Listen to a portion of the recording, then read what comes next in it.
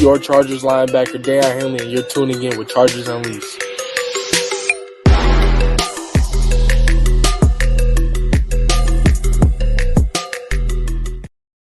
Welcome to another edition of Chargers Unleashed. Jake Hefner and Daiyan Wolkenstein here with you from the LAFB Network. If this is your first time tuning into the show, make sure to hit that like and subscribe button on YouTube. You can also follow us on Facebook, Twitter, Instagram, Spotify, and Apple Podcasts. Daiyan Wolkenstein. That day that we were bracing for finally came as free agency frenzy officially started today. Deals became official today. Moves were officially made. And at least up until now, it may not have been the barn burner of a day that Chargers fans were expecting to see earlier this afternoon. But of course, we're going to get into all that. What moves obviously were made, what moves were not made, transactions and deals that were officially official this afternoon, and where that leaves the team from here and where do they go in terms of building it out as we get closer to the NFL draft. But of course, before we get into any of that, Daiyan Wolkenstein, sir, how are you? Relieved, I think. I think relieved would probably be the word that I would use to describe. You know, I think this has been like, it's felt like marching towards D-Day. It felt like it was so heavy on Chargers fans and myself, and just waiting for like, can we please just have this happen, right? Like, get it behind us. And while give me the bad news, so I can get on with my life. yes.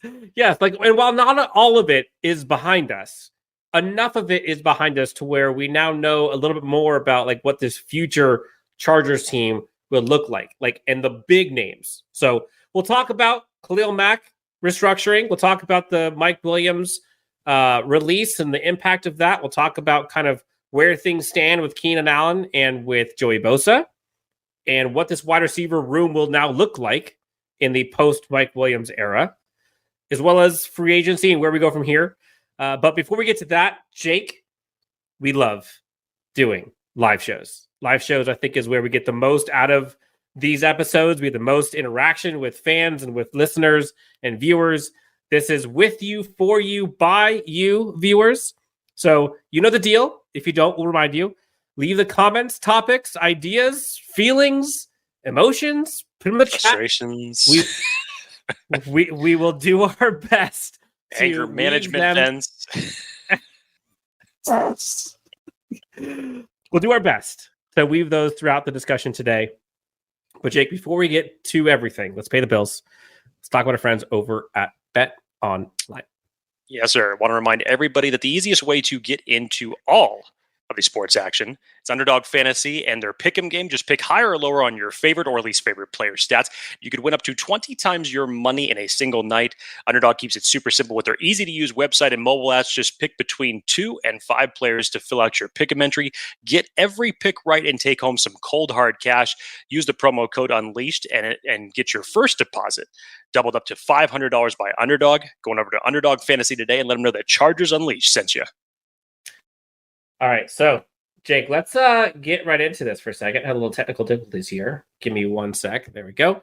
Let's get to some of these comments that we have right off the bat. Let's see. We appreciate you guys. Thank you. Jason says, "What's up, all? Good evening, Bolt fam. Sad Mike Williams is gone. So happy got to keep Mac for now. New era of Chargers football is here." Daniel Gomez says, "How do we feel about void years?" My answer would be pretty darn good. I would like it. I think it helps. Jason says, "Happy that Mac is still here." We have some suggestions about trading Bosa and re-signing Mike Williams. A lot of people excited about Khalil Mack staying with his team. We'll talk about that here in a bit. Paradise Hill says, "Watch Joey Bosa miraculously stay healthy and tear it up somewhere." First question of the episode, Jake. Do you think they will re-sign Mike Williams? Also, I'm thinking if they do, the draft will be O-line, tight end, corner, running back, D-line, and maybe one wide receiver. So, first question. What are the odds that the Chargers team re-signs Mike Williams? Yeah, there was a report that came out shortly after the Mike Williams release that there was a possibility that he could re-sign with the Chargers for less money. They broke the news, yeah. Obviously you'd love for that situation to play out. I just think that his free agent market is going to be so robust that another team will probably be able to sign him to a very cheap contract that he could very well take. Honestly, we have no idea what a cheaper contract would look like with the Chargers if he ended up returning, but his market is going to be robust. And again, I'm not sure on the numbers. I know we're seeing contracts like what Calvin Ridley was getting out there in free agency now going to the Titans for his money. And even in a wide receiver ridden draft the way it is, as much as Dan and I like to talk about the wide receivers that are in this upcoming draft, and it is deep, it'll be interesting to see what the figures are for him, where he ultimately goes. I think just between now and April, personally, I'm not going to hold on to too much faith on that, unfortunately, as much as I would like to see Mike Williams back with this team at a lesser number. Yeah, I just don't see that happening. Yeah, I will say, like, there's a reason why Mike Williams was released. And you look at the numbers, and I know Calvin really honestly got more than I thought that he was going to get. But look at the per year numbers of Calvin Ridley. That's like $10 million less than Mike Williams' current contract before he was released. So, like, Mike Williams isn't going to get what he was signed up for with LA. Now, the question then becomes, like, will the Chargers sign Mike Williams to $20 million a year? I don't know. I don't know if that's healthy. And a part of me thinks it's probably best for them to just, like, move forward and kind of just, with the new era of Joe Ortiz and Jim Harbaugh, the type of offense you want to run, like, make this their own vision. So I don't think that there's a good, like a high likelihood, but there's a chance, because I tweeted earlier, like, he has familiarity with Justin, with Keenan, and with kind of the offensive players they have on this team. And when healthy, he is elite at what he does. And there's probably no one better at what he does well than him. It's unfortunate he hasn't been able to stay healthy. He's had kind of injuries throughout his career, but I don't think that it's a high likelihood. Second part of this question: O-line, tight end, corner, running back, D-line, and a receiver. Basically, you're saying all the positions.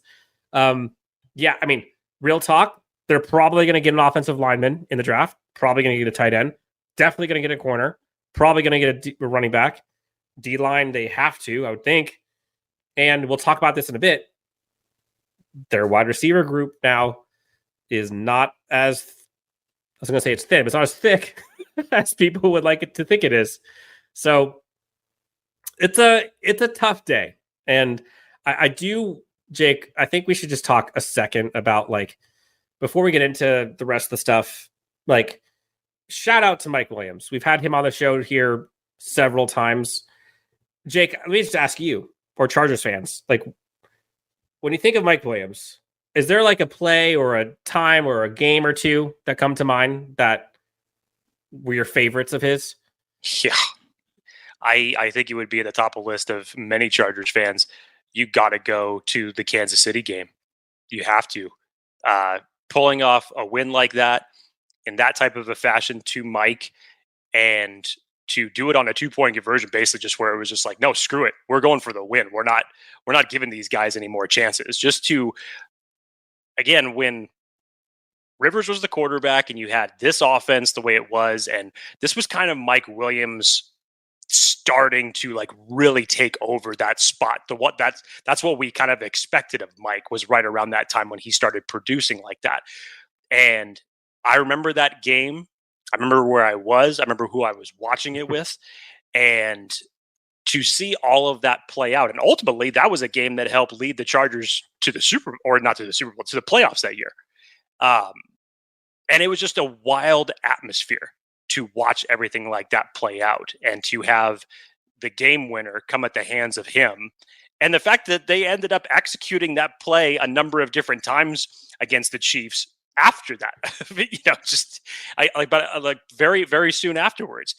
It was, he has made a career against the Chiefs. He always seems to show out against the Chiefs, which kind of gave him that reputation. But that's probably the one that sticks out in my mind. I know that the catch that he had against the Titans a year ago was a big one along the sidelines that helped the Chargers win that game. And, for the game-winning field goal. You could go back to the Raiders game that was at the end of the season where he wasn't 100% healthy, but ended up putting up 111 yards in that game. I mean, he was critical for the Chargers to even be in that game, for as strange as that game ended up playing out, because the Chargers just seemed so snake bitten in a number of different ways, and he was one of the few bright spots of it. So there's a lot of memories that you're going to miss from Mike Williams. You probably wish that it could have been a little bit more productive just in terms of his health. And then, as much of the stuff that we want to talk about with Brandon Staley, Joe Lombardi, strangely enough, that felt like Mike Williams kind of got an expanded role underneath those two, because he wasn't just your deep X receiver, 50-50 catch ball guy. They started using him over the middle, and you started using him in a variety of different ways where he was able to get open and make more plays than just being a straight down the field guy.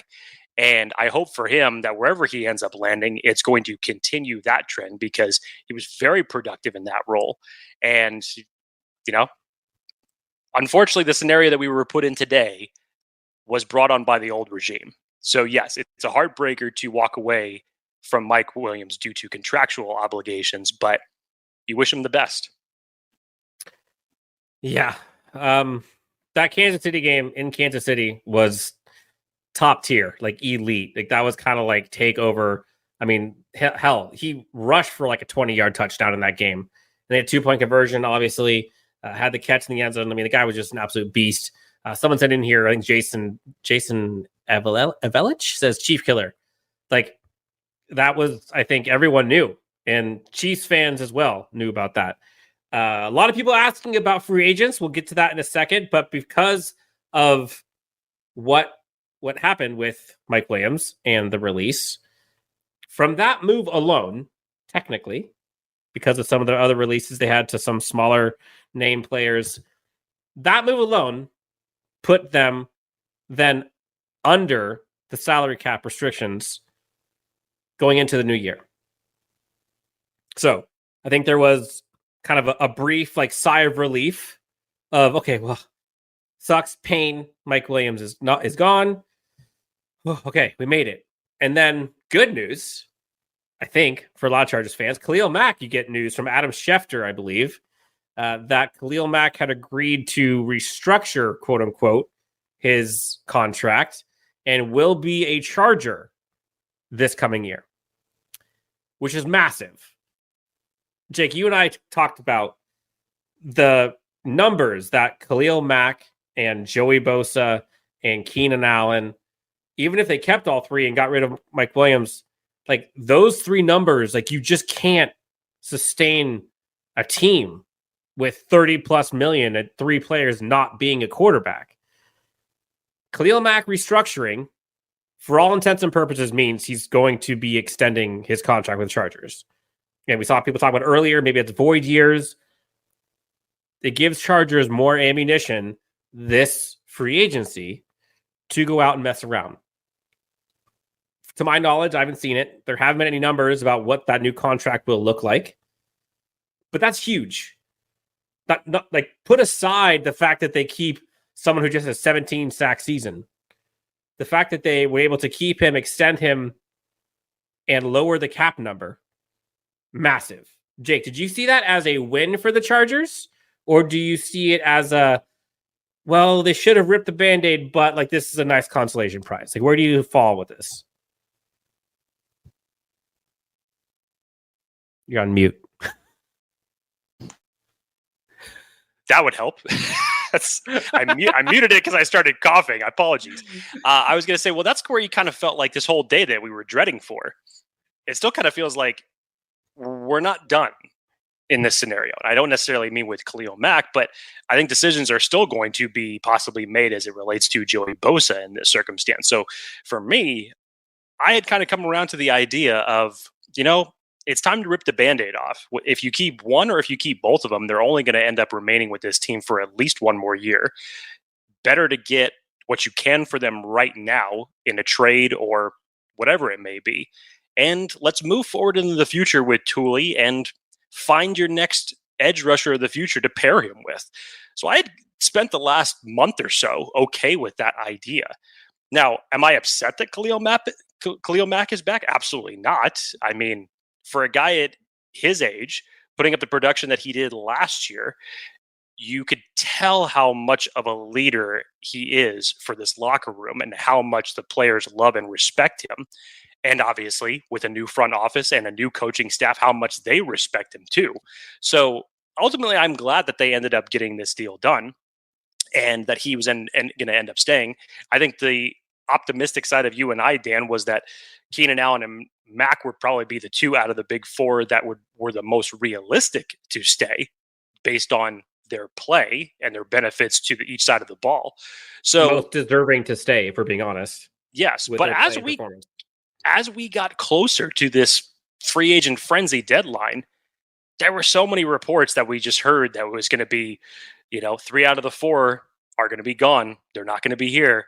And, it's a tough pill to swallow, but you spent all that time talking about it and you're like, okay, I made my peace with it. I'm good with it. I'm ready to move on. And then surprise, 11th hour decision and Khalil Mack restructures. What do you think happens to Bosa?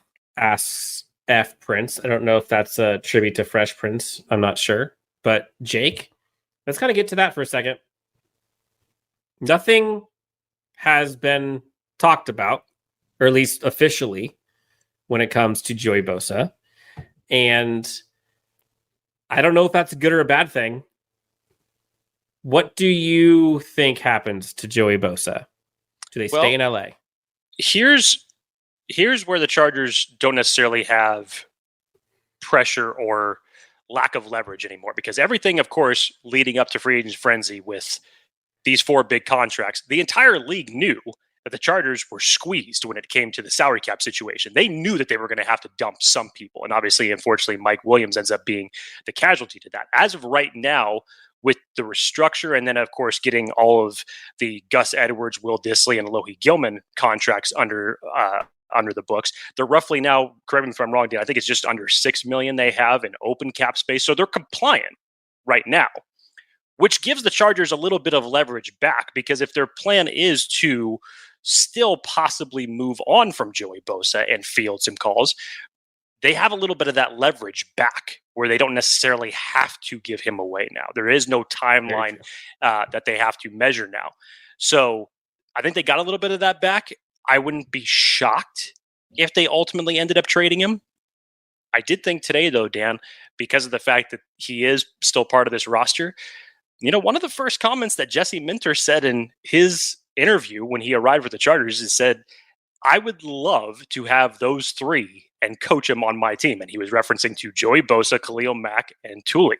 So who knows what's going to happen? I think it's a big question mark with Bosa. As of right now, I don't think you could necessarily sway one way or the other. I will say, I think the closer that we get to the draft and Joey Bosa still remains on his roster, I think the higher chances are that the Chargers don't move off of him for this year. At least you wouldn't take those conversations and pick them up maybe until the summertime. Who knows? But the closer that we get to the draft, I think it maybe be the less likely that the Chargers move off of him and they would just play out this season. Yeah. Dave Elliott asks, how much money can we actually free up with more restructuring? Quite a bit. I don't have the numbers in front of me, but I want to say, I think Keenan Allen, you can restructure like 15 million more to the books for this year. I believe Joey Bosa is in that same realm. Now, takes 2 to tango. They have to be willing to do it. There have been rumors, reports, I think I've seen that like Joey Bosa is unwilling to do that or unwilling to take a pay cut. I'm not quite sure exactly where that is. Khalil Mack did. And, I don't know if it's fair to compare, but if you ask me which of those Chargers defensive or which of those Chargers edge players deserves that contract that Mack has agreed to restructure, it's Khalil Mack. Like, there in no world should Khalil Mack be getting paid less than Joey Bosa. And so for that reason, I just do not see them retaining Joey Bosa on that current contract. It doesn't make sense, especially because of the lack of production he's had some due to injury, some due to whatever. But the facts are, go look at how much money he's making and look how much production he has not given this team. So I do think that when it's all said and done, I think Bosa's gone. I don't know when. I don't know how. I do think that they probably have more leverage now, to your point. Now that they are under the cap, they don't have to worry about like a deadline. Although there are reports, Albert Breer came out with this, which I think this is some nuance to keep in mind. So this is the news that he put. So Khalil Mack's in. I'm reading this quote. Khalil Mack's in. Mike Williams is out, and the Chargers are under the cap. So 4 p.m. is no longer a hard deadline, but 2 more deadlines are looming. Joey Bosa is due $7 million roster bonus on Friday. Keenan Allen is due a $5 million roster bonus on Sunday. So Joey Bosa is going to get $7 million more Friday. Keenan Allen, $5 million more on Sunday. So those are probably the next dates to kind of look at for if they pay those. Though I think the more you get towards the draft, like I honestly don't know. I don't know if they gain more or lose more leverage. I think Keenan gets restructured. Joey Bosa, it seems like, is not willing to. And if I'm the Chargers, that's kind of my answer. Do you think that it would be stupid to just cut him?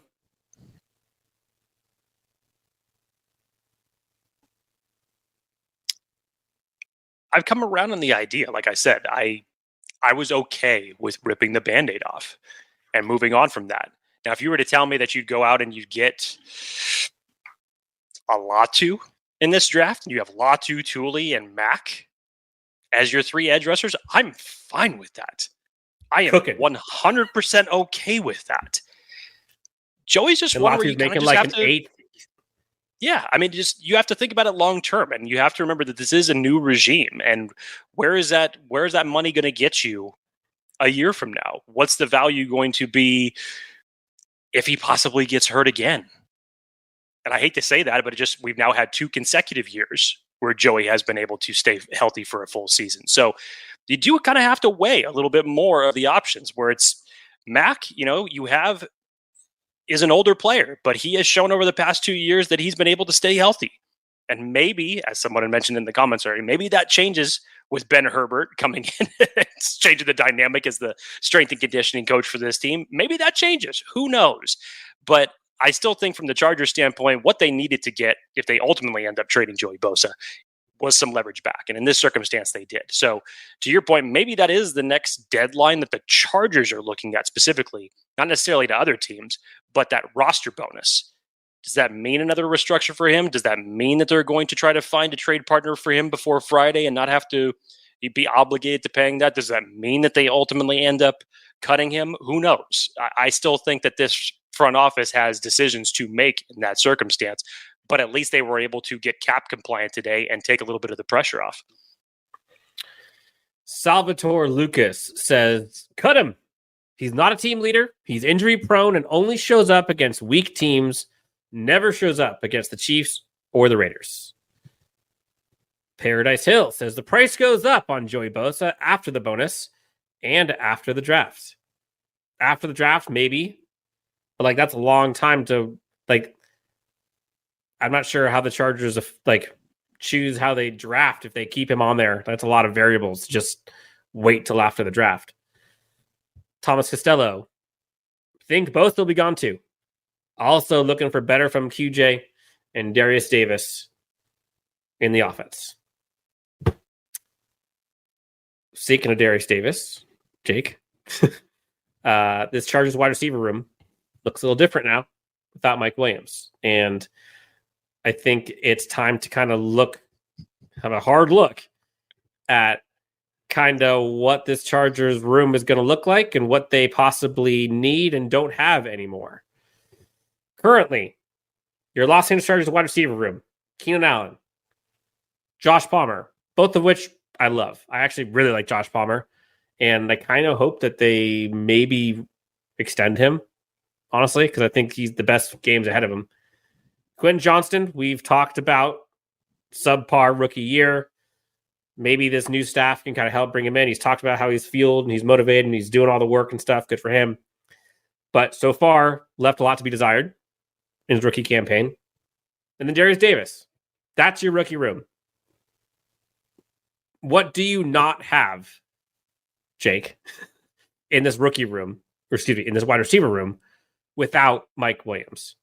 This will be music to your ears, Dan. How about speed, explosiveness, things that we believed that the Chargers were going to be trying to get in last year's wide receiver class? Unfortunately, that didn't end up panning out. The scary part about this image that's up on the screen, Dan, is you know what it kind of reminds me of right now, just looking at it? It reminds me of the original Back to the Future. Because essentially Josh Palmer and Keenan Allen, you could just slowly start to just fade those pictures away. Because remember, both of them, Joshua Palmer's contract is up after this upcoming season. Keenan Allen probably only stays with the team one more season. So just think about this. Your wide receiver room will only possibly look like this for one more year. And the guys that you will have remaining on your contract are the two guys in the middle, and Darius Davis and Quentin Johnston. That should signify the need for a wide receiver in this draft, if nothing else, for the Chargers to prioritize. Now, do they prioritize it at 5? Do they prioritize it with a trade down? Do they prioritize it in the second round? Who knows? There's a whole bunch of different directions they could go, but there is no way, zero, that you could tell me that they cannot go and land a wide receiver within the first 2 rounds. ZX Zealot says, I think they're going to bring back Mike and run it back on a cheaper deal. Jake, what would be the cheaper deal that you'd be okay bringing Mike Williams back on? Realistically. I'm not saying like a bet minimum. He's not doing it.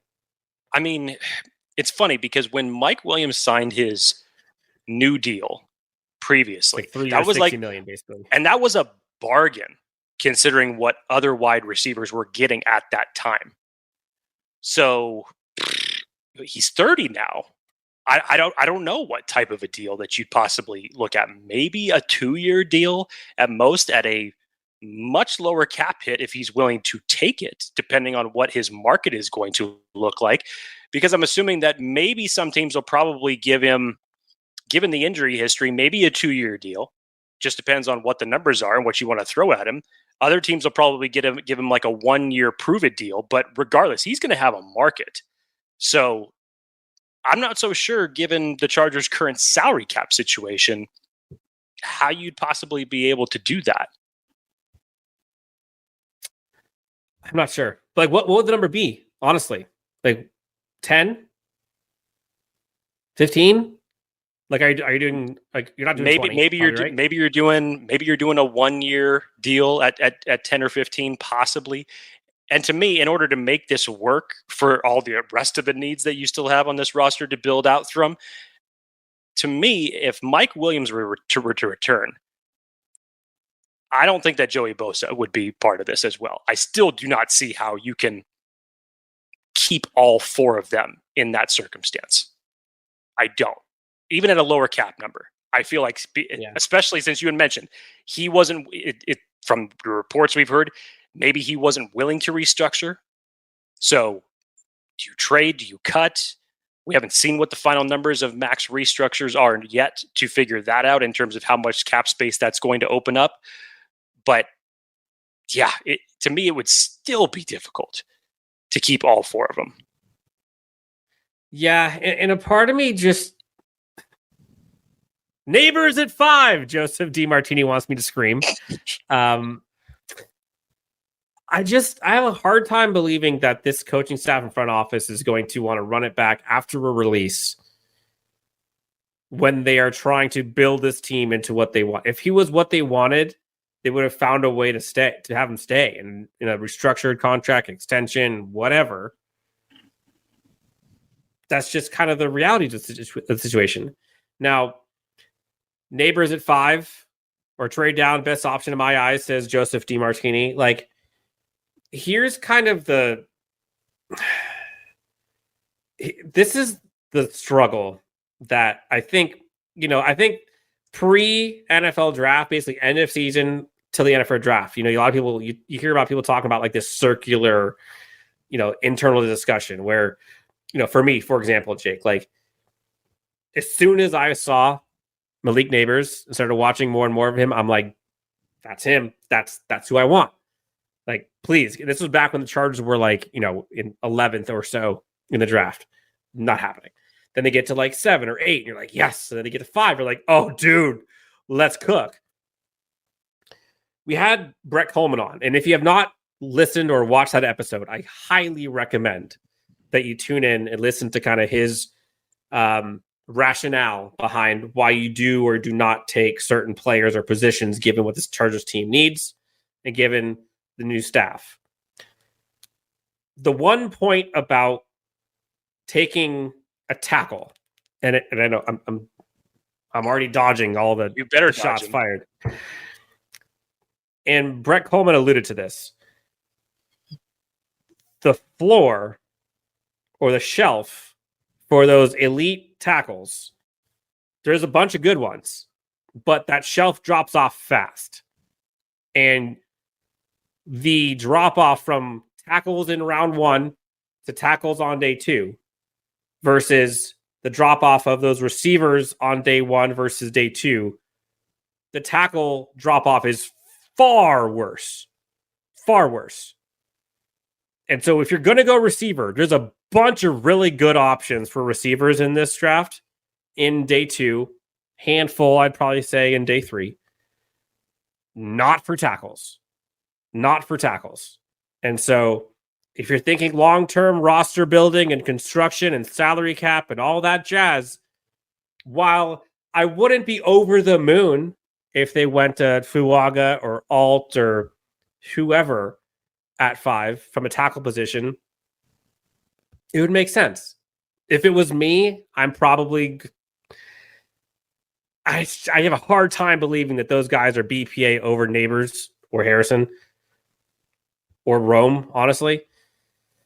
But I would understand it long term. I would understand it.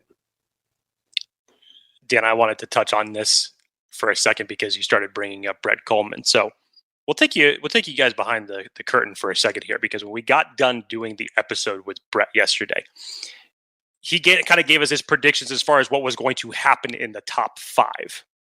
So he said, because I brought up to him, like, well, what about that alternate universe where maybe 4 quarterbacks are taken in the top 4 and Arizona moves off and someone wants to trade up for JJ McCarthy, and we see something that hasn't happened yet in the NFL draft and 4 quarterbacks go 1, 2, 3, 4. And he says, I'm actually hearing that Arizona wants to go Joe Alt. At which Dan and I just kind of sat back in our chairs like, what? Excuse me? And then, of course, today was the absolute biggest tease that lasted about 24 minutes, because when Arizona released DJ Humphries, I think all of the Chargers fandom caught onto that like, oh my God, it's happening. There's going to be MHJ at 5 for the Chargers. And then, no, 25 minutes later, Arizona Cardinals signed Jonah Williams to a deal and just flushed that dream down the toilet, unfortunately.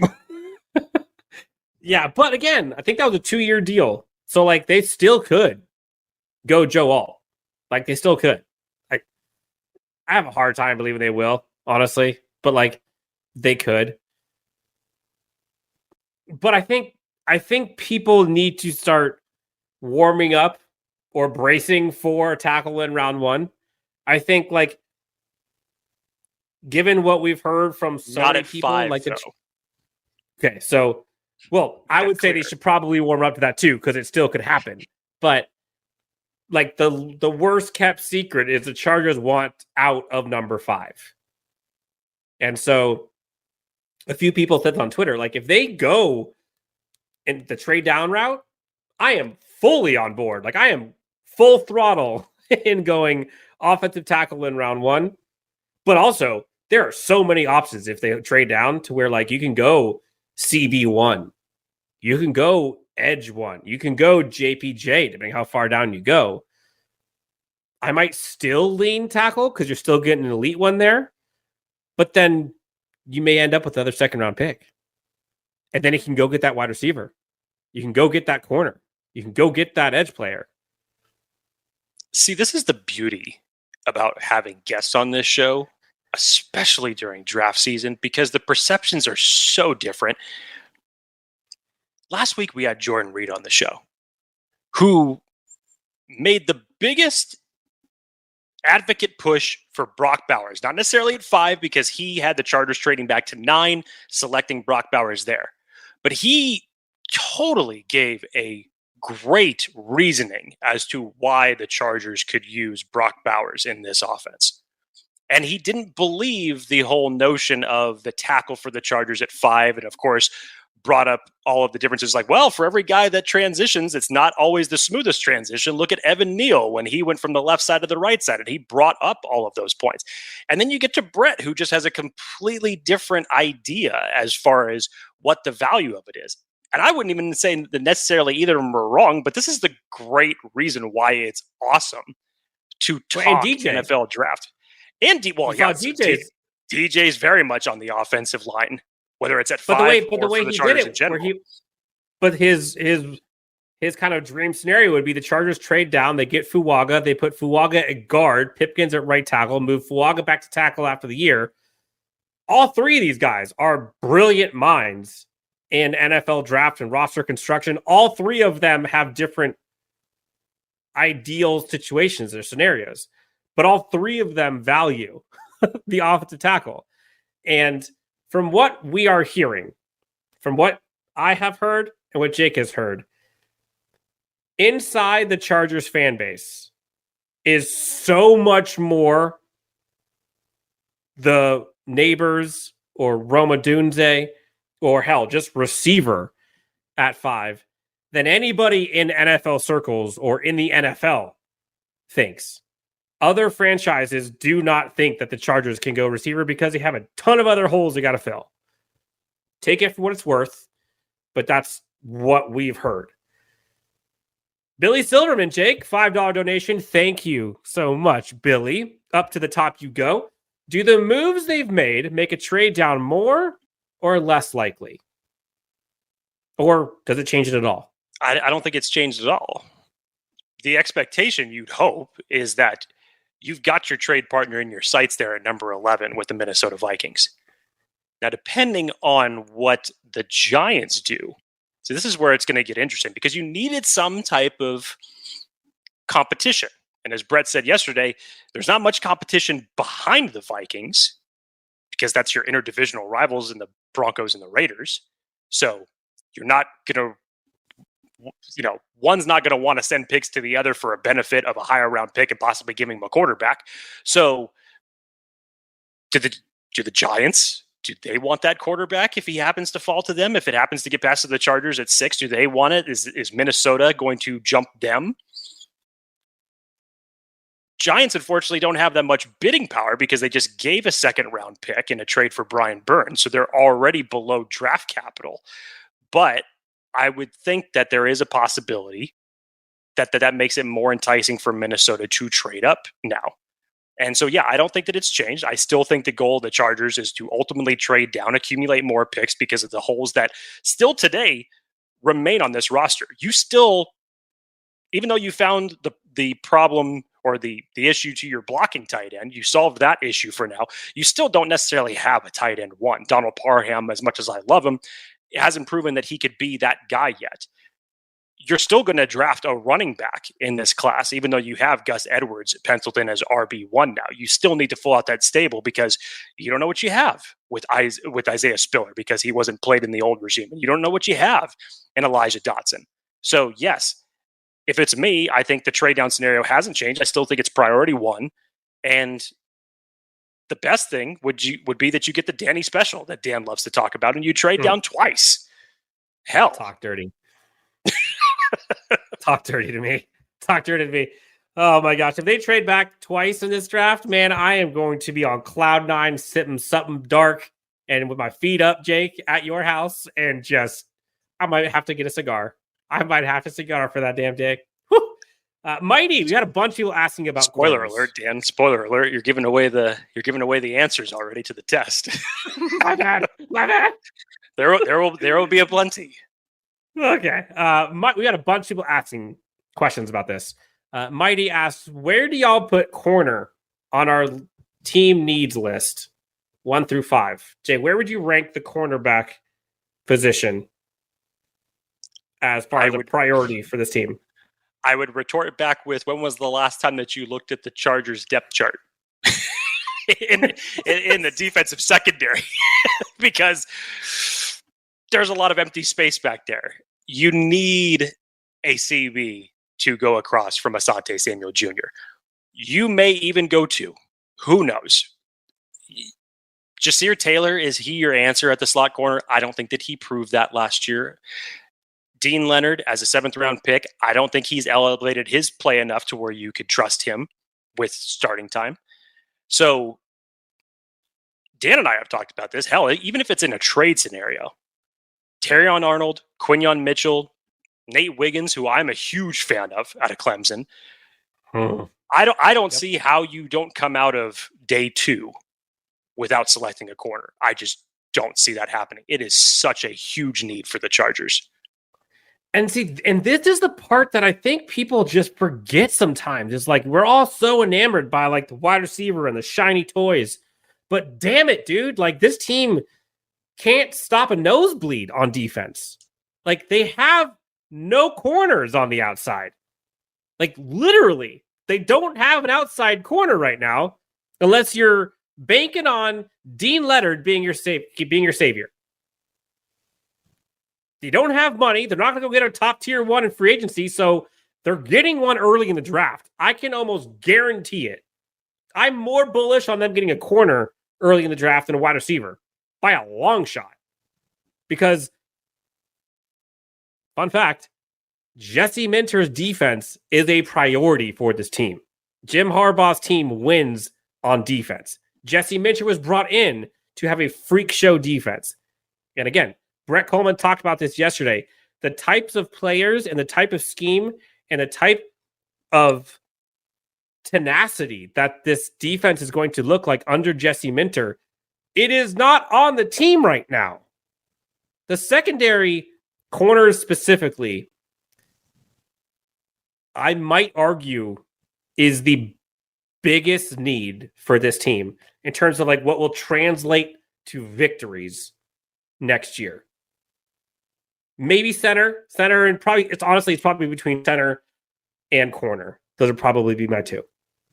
Smooth transition, Jake. Devin Herrick, $1.99 donation. Thank you. JPJ at center. There doesn't seem to be many options. Brett Coleman again was describing the unicorn that needs to be on this Chargers team in order to do what Greg Roman does with the offensive line, and was describing JPJ.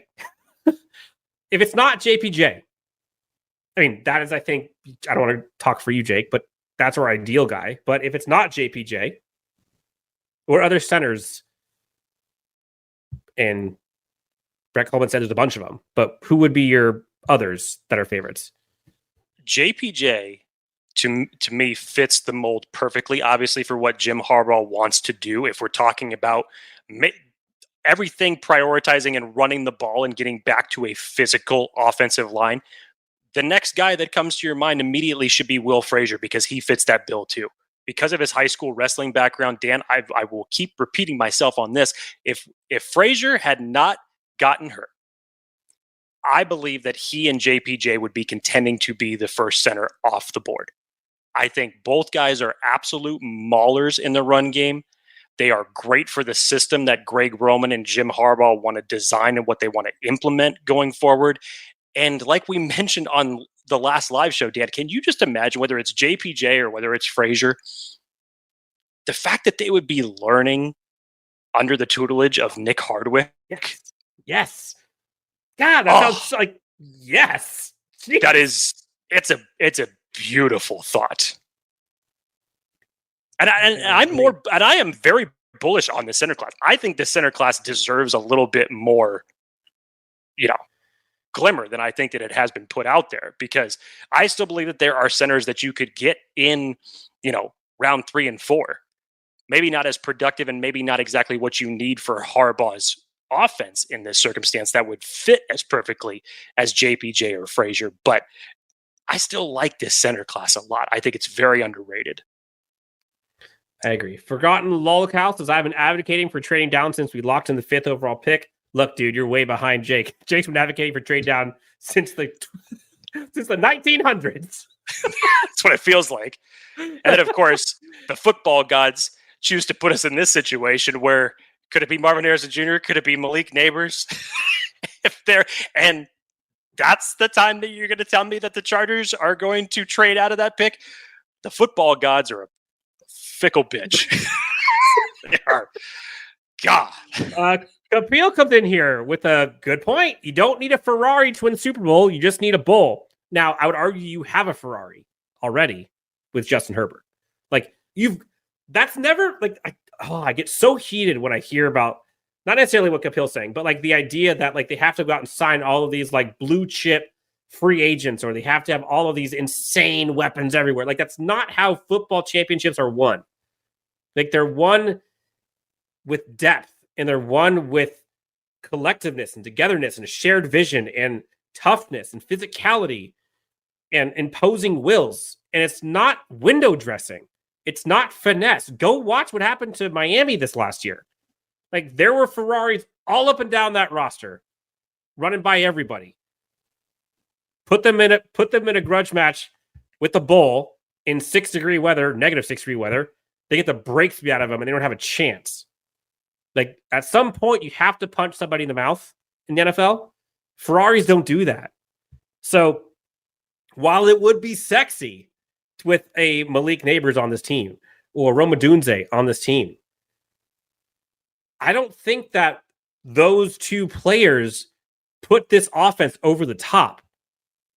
That's not, now they're going to win a Super Bowl because they got one of those star receivers. No, it would be great. It would be awesome to have Justin Herbert get his guy for sure. But we just saw in Michigan, they don't care how you win. They just win. J.J. McCarthy didn't have crazy stats. Blake Corum didn't have crazy stats this year. And they've all talked about, they didn't care. It was about winning.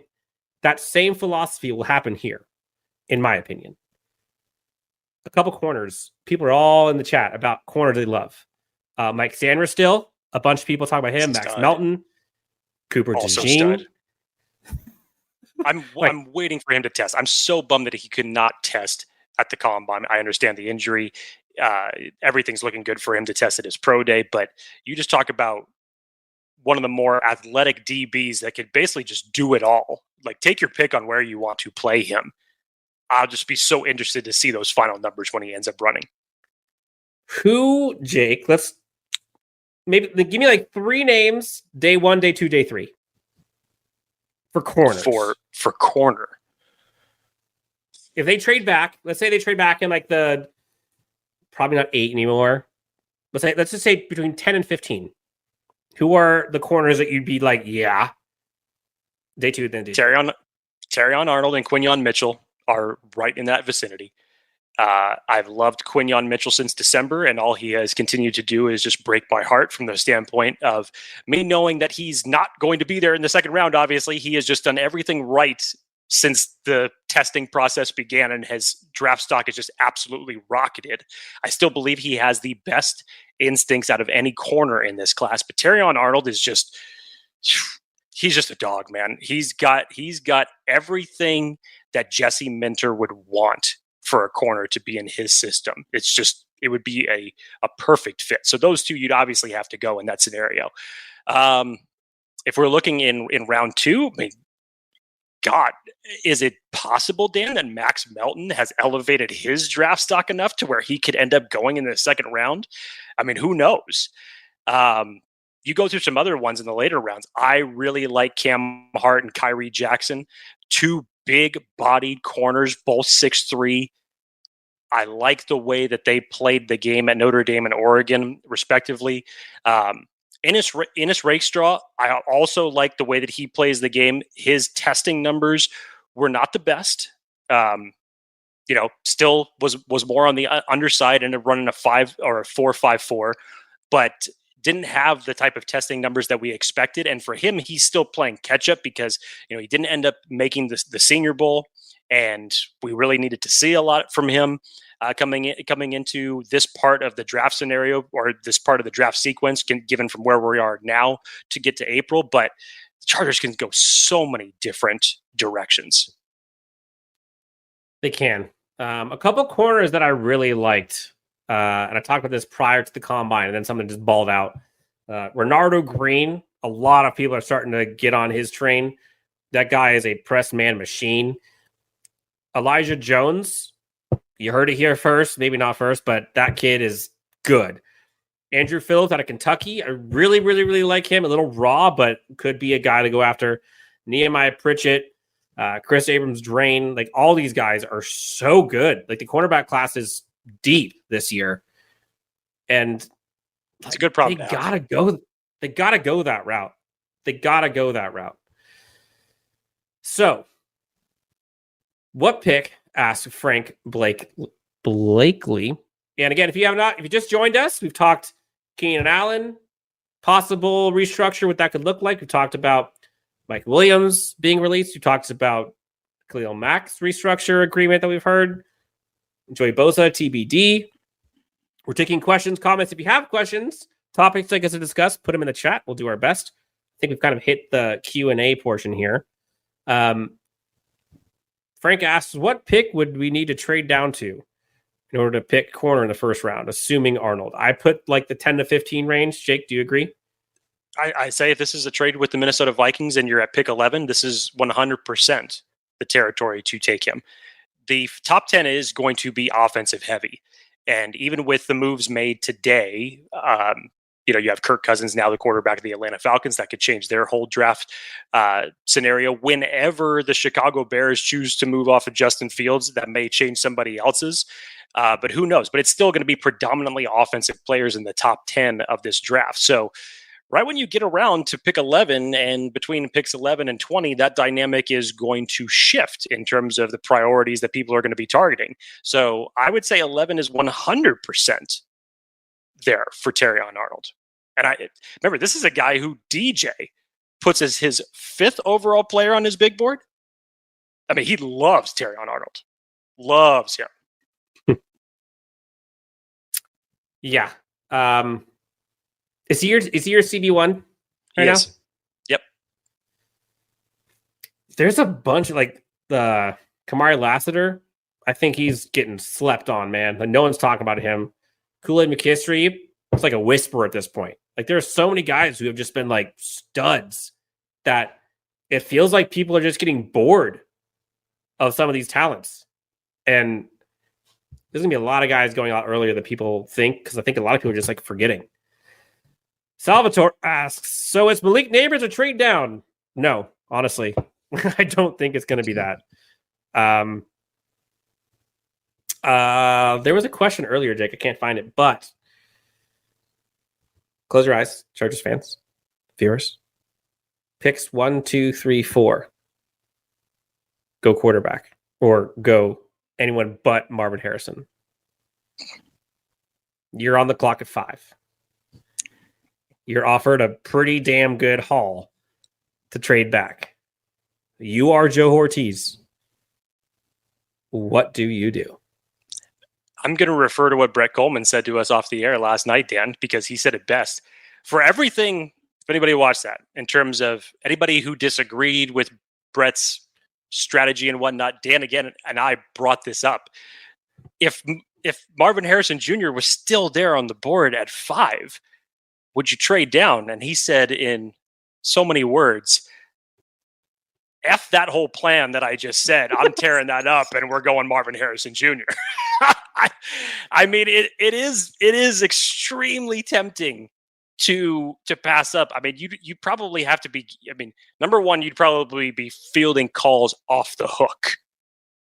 Maybe not now that I say that, because, and I say that just because Minnesota may be the only one that's calling up for JJ McCarthy. So for a player in Marvin Harrison Jr., if the Chargers weren't completely sold on it, I feel like you'd be fielding a lot of calls in that circumstance. But it's tempting. It's very tempting to say, yeah, I'm going to stay put and I'm going to take Marvin Harrison Jr. at 5 if he's still on the board. But yes.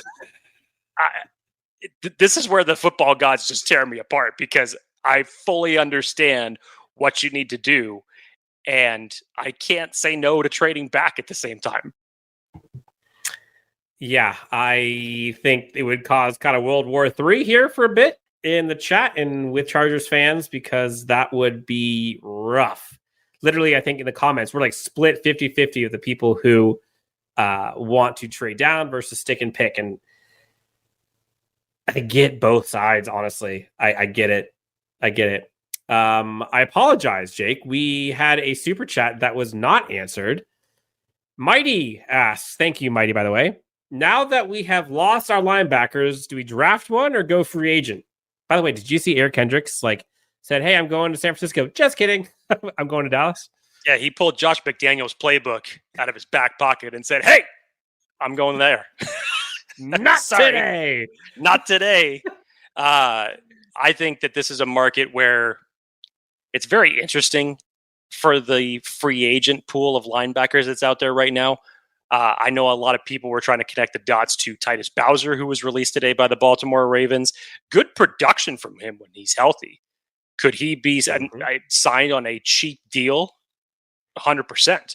You're going to have to fill that linebacker room out with somebody, because you don't quite know what you have with Daiyan Henley at this point, because he was limited to mainly special team snaps throughout the year. Nick Niemann has proven that he's not much more than a core special teams player. Technically, you lost three linebackers today, Dan. Kenneth Murray, Kendricks, and Amon. So you're really thin at the linebacker position. So you're going to need to draft one, and maybe the priority, given the fact that this linebacker class also is not the strongest, you're probably going to have to make it a higher priority than you originally thought. Yeah. The linebacker from Buffalo intrigues me, Tyrell Dodson. He did pretty darn good this past year, filled in for Matt Milano. That could be a linebacker I'm going after, but otherwise you're kind of looking at guys like, you mentioned it, like Bobby Wagner's out there. You're looking at Kyle Van Noy, but I just don't think that's the direction the Chargers will go. I think they're looking for like freak athletes. Like that's like the staple of Minter's, Baltimore's, McDonald's, like that kind of defense. That's what's predicated on. Look at Roquan Smith and Patrick Queen. Those guys that were aforementioned are not them. Honestly, they're just not. In the draft, though, like there are some physical freaks. Peyton Wilson, Edgerrin Cooper, Cedric Gray. There's a bunch of guys. If it was me, if people were asking me, I'm probably guessing that they go in the draft. And don't look now, but just like other 17 positions, Jake, I think they're going to go linebacker earlier than people expect. Because again, just don't trade back up into round one for one. We don't need a repeat of history. No. But again, your current linebackers, the only linebackers on this team, are Nick Niemann and Daiyan Henley. It's bad. And Daiyan Henley might be good. Like he might turn into a great linebacker. Like we have no clue. When we saw him on the field, he looked great. So he could turn into a Patrick Queen type. But they got one that is going to be a physical freak. Nick Niemann, core special teams guy, played well in spurts, or serviceable, I would say. But I don't necessarily think that he's your stud linebacker that the Chargers are probably looking for. So people in the comments are talking about some of the stud linebackers in Michigan that they can go after. Sure, Colson. Go get that linebacker. I like the other one too. Michael Barrett. Barrett. Yeah. I like Barrett a lot, man. Late round guy that you can get. I'd be good.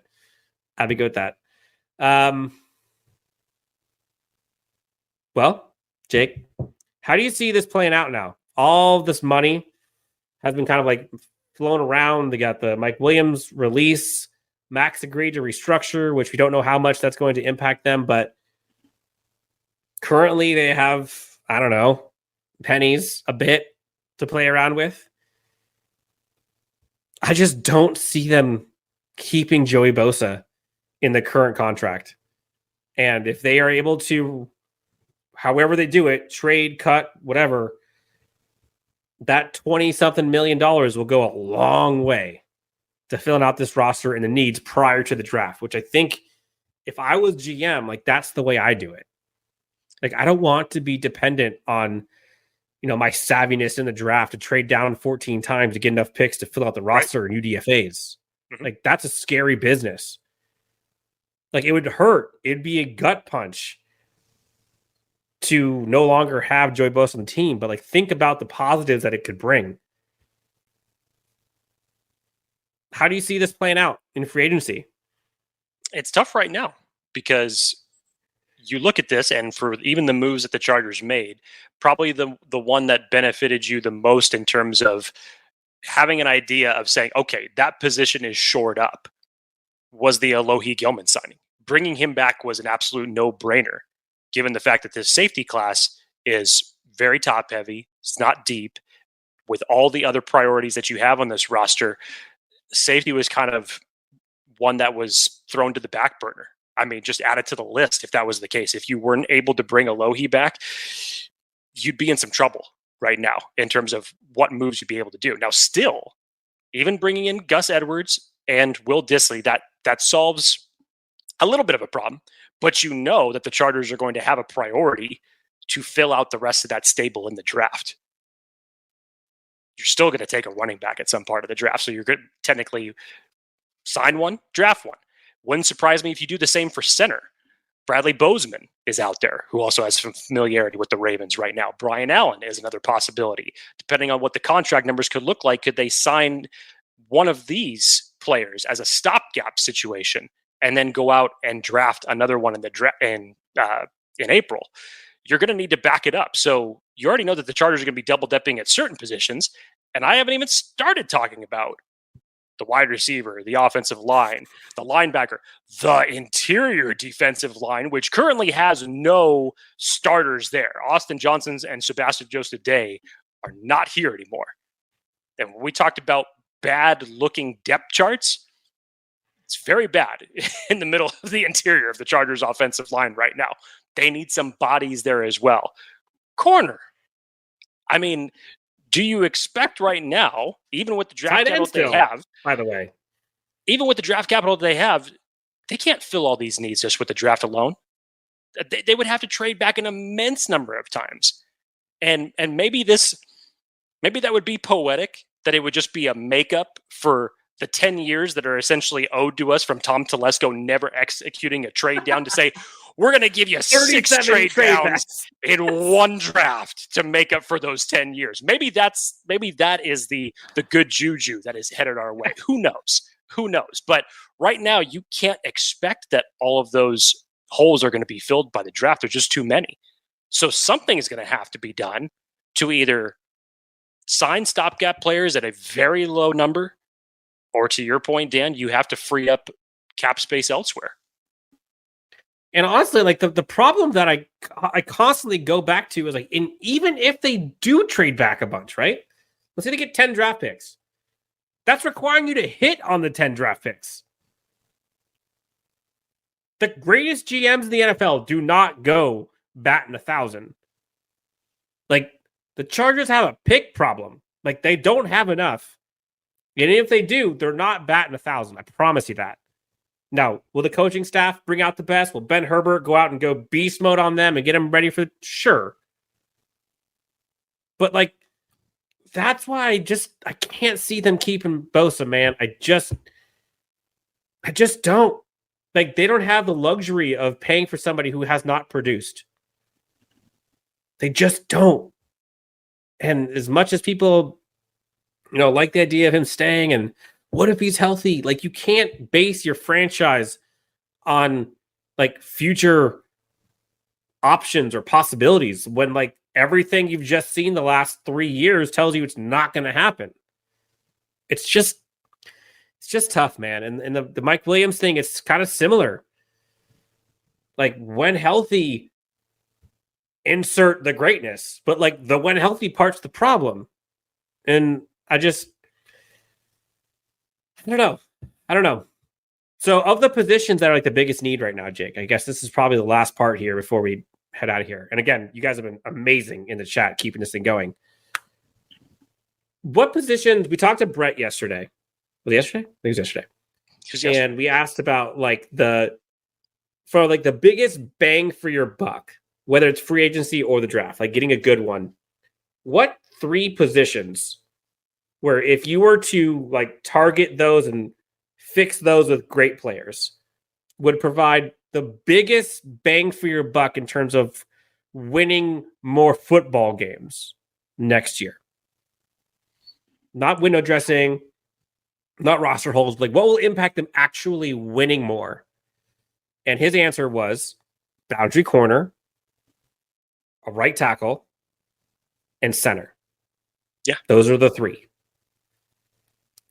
Which of those could they now actually fulfill, if any, in free agency? I think the closest possible one would probably be center. Maybe you get one of these guys as a stopgap option on a low number. I would say that that's a possibility, but you'd still have to go out and get your center of the future. You have to. This is where I feel that Harbaugh if he's prioritizing Justin Herbert, especially along the offensive line, why not give him a center that he's going to have for the next 5 to 8 years? So regardless whether or not they're able to do that, because obviously I don't see a situation. Maybe Will Clapp comes back, but we obviously know that he's not. He's not going to be your center one. He's going to be a reserve backup at most, which would still then have you prioritize getting a center in the draft.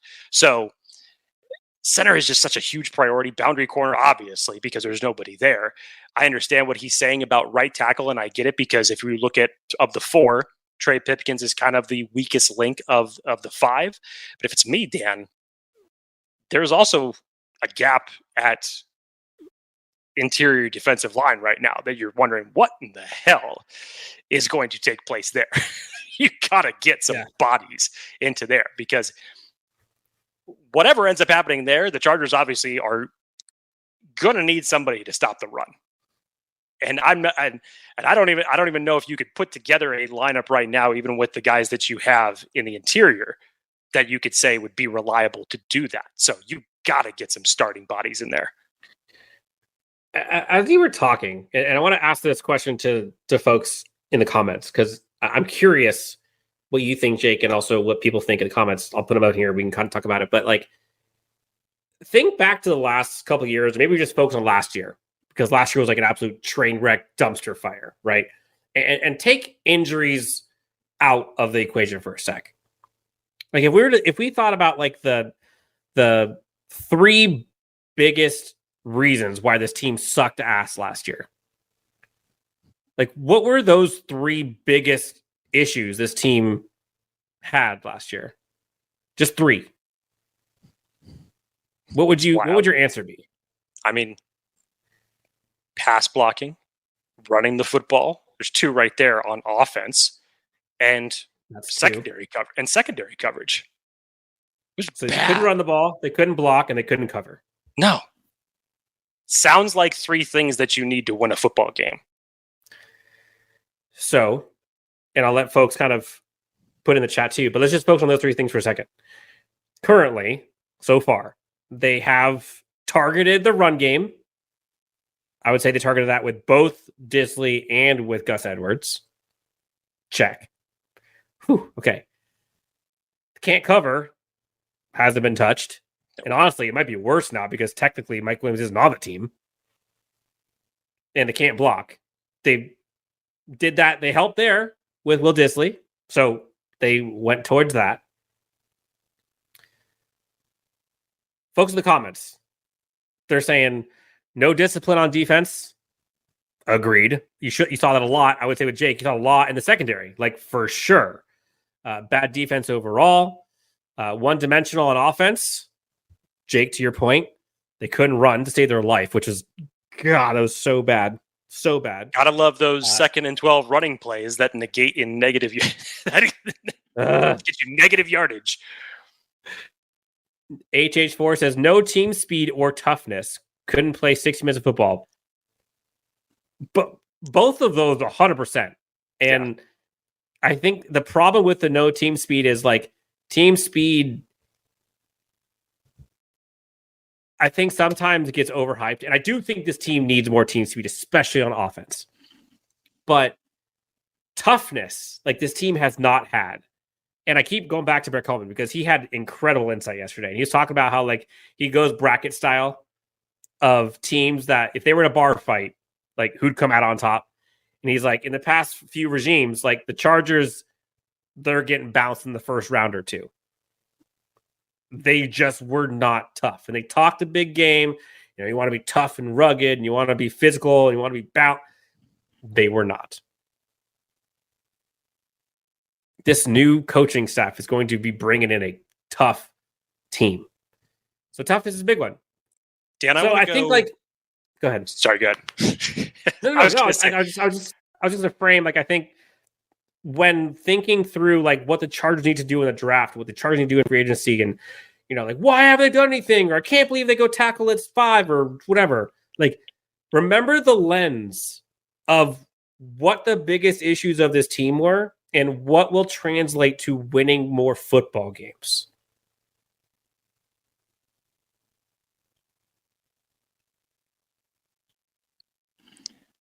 Dan, I want to take the last 7 to 10 minutes of the show just because we have so many people in here. Let's just go rapid fire. I don't care what the topic is. Let's just go rapid fire. Let's answer as many as we can. Guys, light up the chat. Anything you want Dan and I to answer for the next 7 to 10 minutes, let's have it. Okay. Mighty says, I truly thought we played mean all year, but tough? No. Jake, would you say they were tough? No. No. No. Let's see. Infinite Mind. Team is 2 drafts, another free agency away from being serious contenders. They'll compete this year, not just on coaching alone. Here's where I think that we are giving so much praise to this coaching staff. And again, we haven't even seen any of these coaches put a product on the field yet.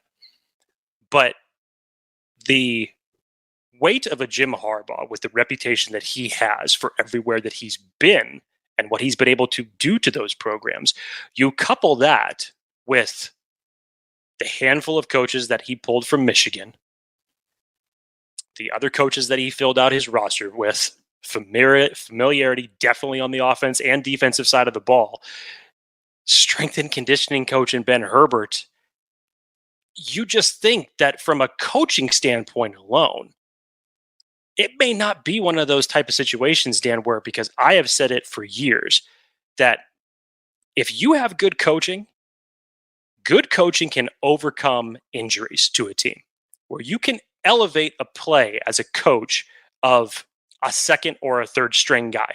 Now, obviously, you're not going to be able to fill that void completely, but you can fill it enough to where the drop down from the first string to the second and third string is not that bad, where you're not so reliant on it being top heavy with players. I do believe that what this coaching staff is going to get out of this roster, whenever it's all final and said and done, whatever it looks like, I think you're going to get the best versions of this roster. And that's what I'm excited about. Yeah, Jake said it. We're in rapid fire answer mode. So keep those questions coming. Got a bunch here, Jake. So let's go fast here. Francis says, sign back Mike Williams, over under 5%. What say you? I'd put it at under 5% right now, unfortunately. Charles asks, do we move back? When it's all said and done, do we move back? And who do we choose? I give it a 75% chance that the Chargers move back. And take your pick of who the Chargers choose. Whether they're sitting at 9, whether they're sitting at 11, you really can't miss, because whoever it is that they're going to draft is going to fill a big-time need for this roster. I'm not letting you off the hook, Jake. Who do they choose? Trade back and the Chargers select? Okay, I'll say who they won't choose with their first choice. You're not going to take a running back, and you're not going to take a linebacker. You probably won't take an interior defensive lineman. Everything else could be fair game. I think it's corner or tackle. That'd be my guess. Corner or tackle, unless somehow like Rome Odunze is there at 11, which I don't think he will be, but corner or tackle. Balliet G asked, do you think we can sign Calais Campbell to a 1-year cheap deal? How old is Calais Campbell now? And I don't know if they would do it if they kept Joey Bosa. I don't know. I mean, not to say that the price tag would be huge, but They could. That to me would bring like back ideas of, or the days of Brandon Meebane, where it's just like, okay, that was a nice stopgap option, and maybe that's what you have to do. But you need to get younger at a number of these different positions. Mighty asked, do we make the playoffs this year at least? Thoughts? It's a big ask when you have to play in the same division as the Kansas City Chiefs. I think we can all agree, depending on what happens out of the draft, that defensively, at least right now, the Raiders are going to be improved.